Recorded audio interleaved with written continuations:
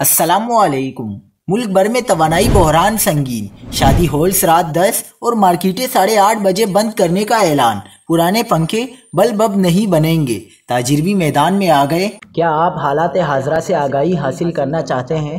خبر کے پیچھے چھپے اصل حقائق جاننا چاہتے ہیں تو ابھی سبسکرائب کیجئے جلمل پاکستان کو اور ساتھ ہی گھنٹی کے نشان پر کلک کر دیں۔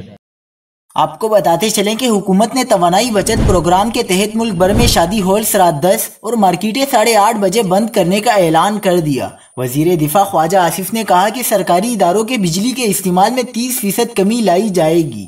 اس منصوبے میں سالانہ 62 ارب روپے کی بچت ہوگی۔ دوسری جانب تاجروں نے رات 8 بجے دکانیں اور 10 بجے شادی ہالز بند کرنے کا فیصلہ مسترد کر دیا۔ صدر مرکزی تنظیم تاجران پاکستان کا کہنا ہے کہ بدترین معاشی صورتحال میں کاروبار کو بند کرنا کسی صورت ممکن نہیں۔ حکومت کے ان نمائشی اقدامات سے توانائی کی بچت ممکن نہیں۔ انہوں نے کہا کہ حکومت نے زبردستی دکانیں بند کروانے کی کوشش کی تو مزاحمت کریں گے، بجلی کا استعمال کم کر دیں گے مگر کاروبار بند نہیں کریں گے۔